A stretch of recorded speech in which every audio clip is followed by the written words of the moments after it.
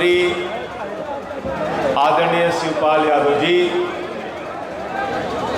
इस घोसी लोकसभा क्षेत्र से आपके लोकप्रिय प्रत्याशी आपके वोट, आपके समर्थन और आपकी दुआओं और आपके आशीर्वाद से 4 जून को इस क्षेत्र के सांसद बनने वाले राजीव राय जी,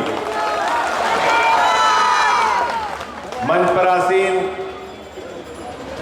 युवजन सभा के प्रदेश के अध्यक्ष भाई अरविंद गिरी जी, समाजवादी पार्टी के हमारे तमाम नेतागण, जिला अध्यक्ष जी, विधानसभा के अध्यक्ष, युवजन सभा मुलायम सिंह यूथ ब्रिगेड लोहिया वाहिनी के सभी पदाधिकारीगण, हमारे साथ सुल्तानपुर से चल के आए लोकसभा के वहाँ के प्रत्याशी शकील अहमद साहब, समाजवादी पार्टी के पूर्व सचिव प्रदेश के शशि सिंह जी, हमारे आम आदमी पार्टी पूर्वांचल के प्रदेश के अध्यक्ष भाई राजेश यादव जी, हमारे प्रभारी डॉक्टर अनुराग मिश्रा जी, पवन तिवारी जी जो काशी प्रांत के अध्यक्ष हैं, और हमारे मऊ के जिला अध्यक्ष जी, उपस्थित साथियों और दोस्तों, कहाँ से शुरू करें और कहाँ ख़त्म करें।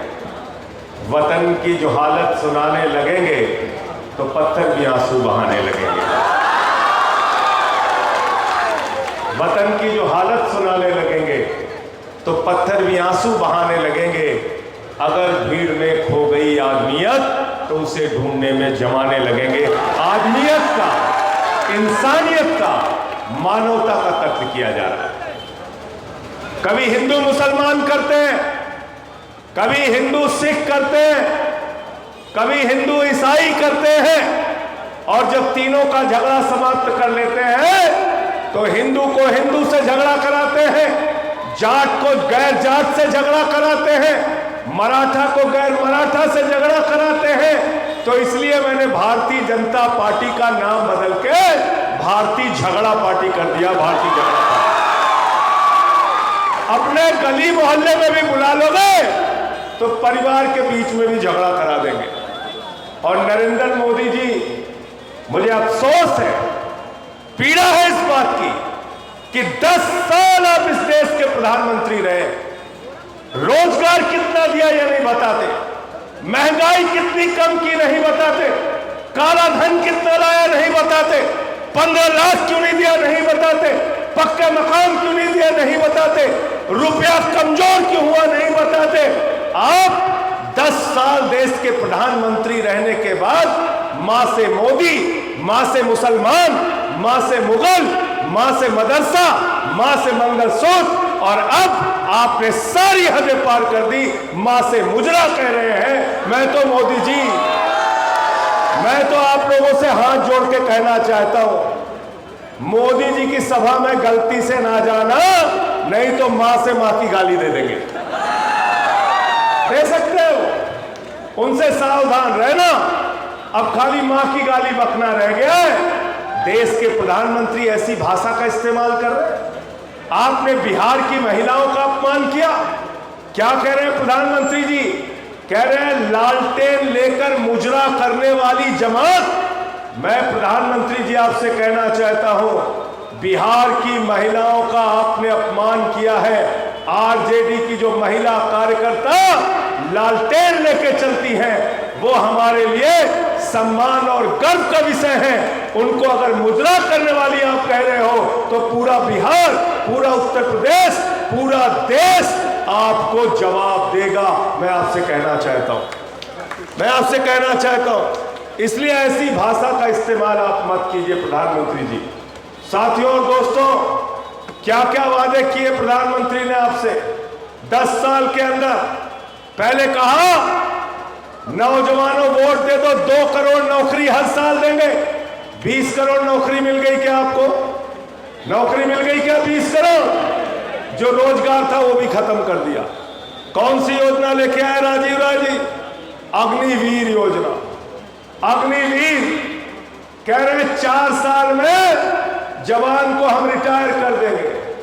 17 साल में सेना के अंदर हमारे घर का लड़का जवान बनेगा, 21 साल में रिटायर हो जाएगा, हमारे घर का बच्चा पूर्वांचल का, घोसी का, गाजीपुर का, बलिया का, वो -45 डिग्री टेम्परेचर में सियाचिन में भारत की रक्षा करेगा, +50 डिग्री टेम्परेचर में जैसलमेर में भारत की रक्षा करेगा। और अमित शाह का बेटा जिसको बल्ला पकड़ना नहीं आता वो बीसीसीआई का सेक्रेटरी बनेगा। ये व्यवस्था हम बदलना चाहते हैं, ये व्यवस्था हम बदलना चाहते हैं। मोदी जी कहते हैं आप लोगों की संपत्ति लूट के मुसलमानों को दे दी जाएगी। मैं मोदी जी से कहना चाहता हूं और आपसे पूछना चाहता हूं, मोदी का सबसे करीबी दोस्त कौन है भाई? जोर से बोलिए नाम, सुनाई पड़ना चाहिए मोदी को। कोयला किसको दिया? गैस किसको दिया? जोर से बोलिए भाई, लगना चाहिए कि आपकी आवाज में दम है। गैस किसको दिया? बिजली किसको दिया? पानी किसको दिया?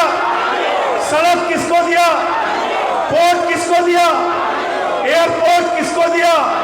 पूरा हिंदुस्तान अडानी को दे दिया। आकाश से लेकर पाताल तक सब कुछ अडानी को दे दिया। मैंने संसद में मोदी के सामने नारा लगा दिया, मोदी अडानी भाई भाई, देश बेच के खाई मलाई। बुरा मान गए मोदी जी, कहने लगे संजय सिंह तो बहुत बोलता है। मुझे पकड़कर 6 महीने जेल में रखा मोदी जी ने। 6 महीने के बाद जिस दिन से निकला हूं, इनकी लंका लगाने में लग गया हूं। तुरंत इनकी लंका में आग लगाने के लिए लग गया हूं।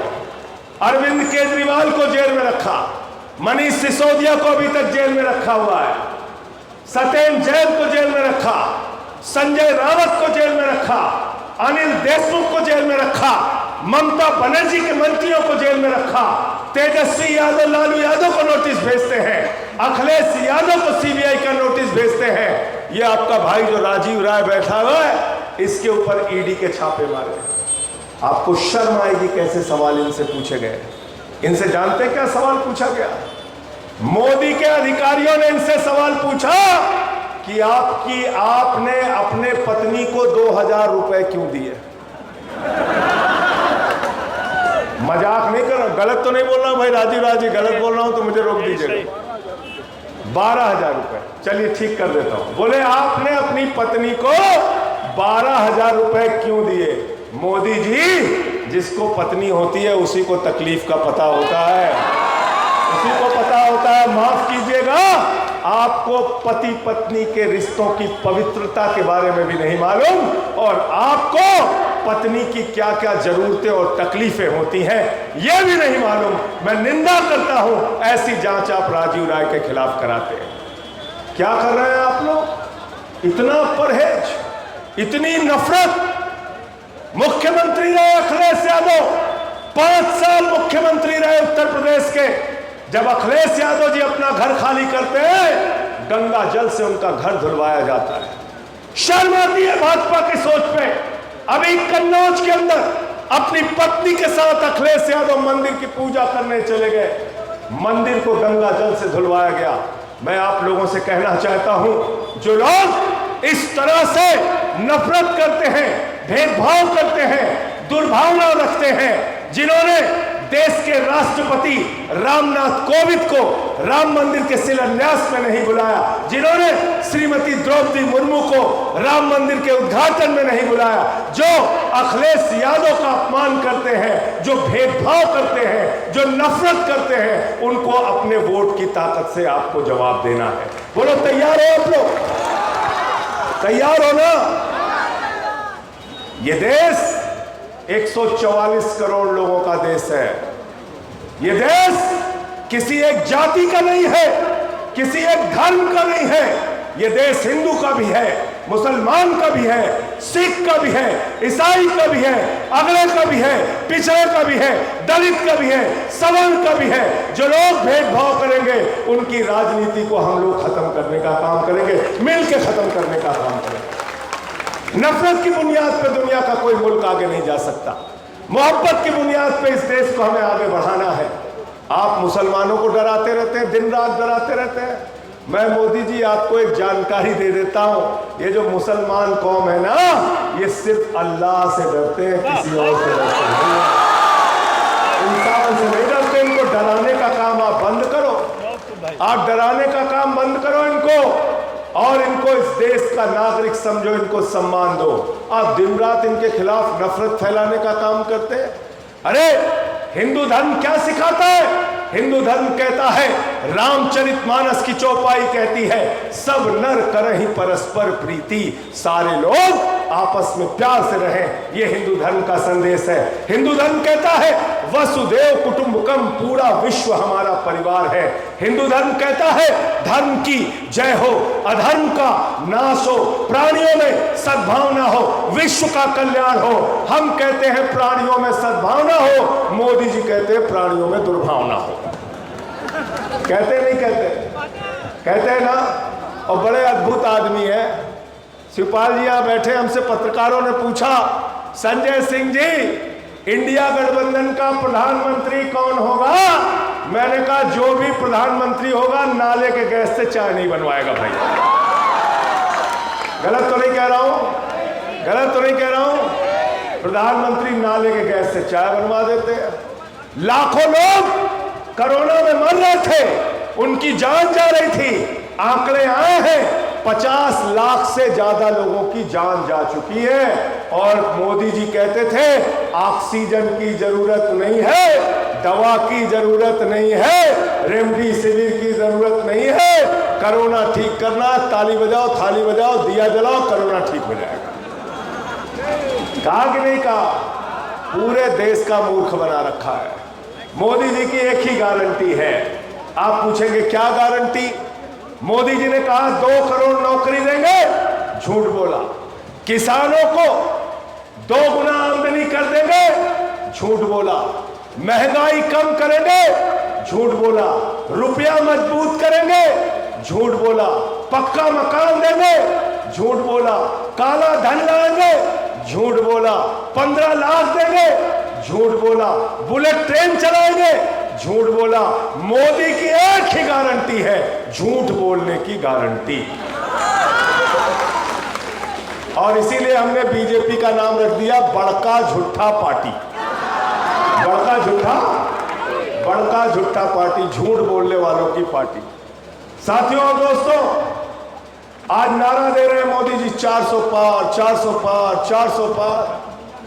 गए थे बंगाल में, कहने लगे 200 पार, 200 पार, 200 पार, आई 73 सीट।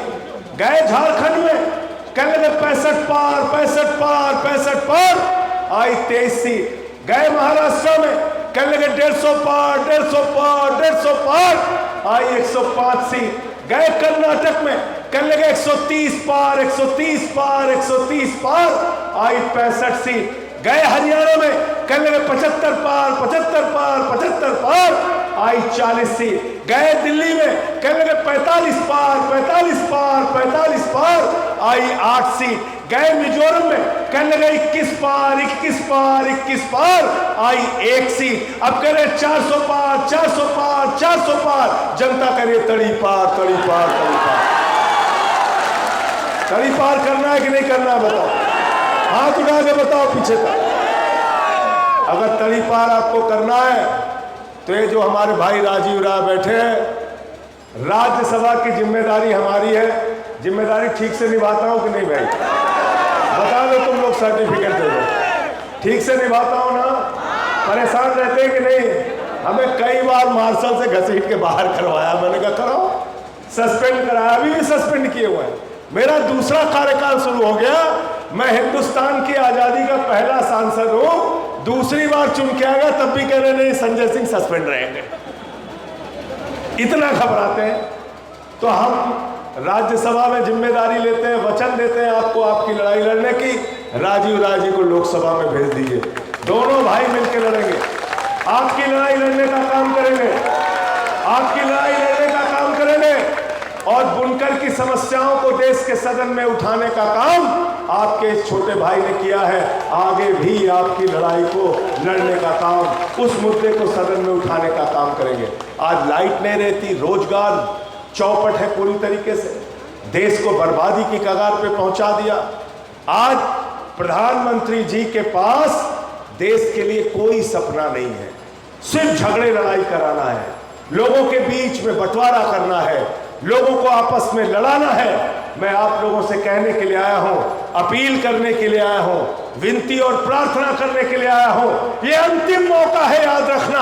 अगर गलती से बीजेपी जीत गई तो इस देश के अंदर चुनाव खत्म होगा, पुतिन का मॉडल लागू होगा, किम जोंग का मॉडल लागू होगा। ये चुनाव भारत के संविधान को बचाने का चुनाव है। ये चुनाव बाबा साहब डॉक्टर भीमराव अंबेडकर के संविधान को बचाने का चुनाव है। ये चुनाव मोदी को यह बताने का चुनाव है कि यह देश बाबा साहब के संविधान से चलेगा, नरेंद्र मोदी के फरमान से नहीं चलेगा। ये देश के लोगों को तय करना है। ये चुनाव ये बताने का चुनाव है कि आरक्षण की व्यवस्था जो दलितों को, पिछड़ों को, आदिवासियों को, अल्पसंख्यकों को इस देश के अंदर मिली हुई है, वो आरक्षण की व्यवस्था हम खत्म नहीं होने देंगे। ये चुनाव, इस चुनाव को बचाने के लिए अपना वोट कीजिएगा। मैं अंत में इन्हीं लाइनों के साथ कि ये अमन बिक रहा है, चमन बिक रहा है, गरीबों के तन का कफन बिक रहा है, बाजारों में बहनों का तन बिक रहा है। यारो बुरा न मानो तो कह दूं, इन बेईमानों के हाथों वतन बिक रहा है, इन बेईमानों के हाथों वतन बिक रहा है।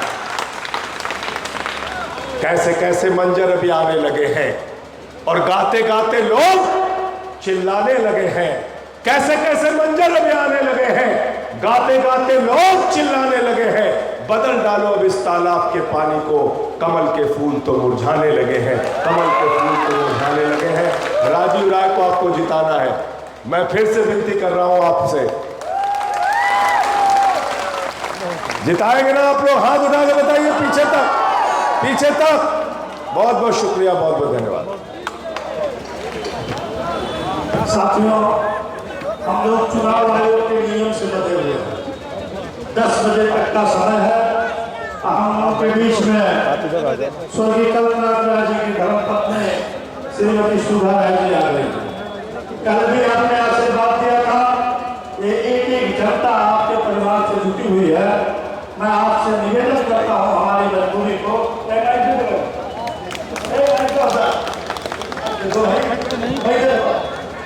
मैं आपसे निवेदन करता हूँ कि आप हमारा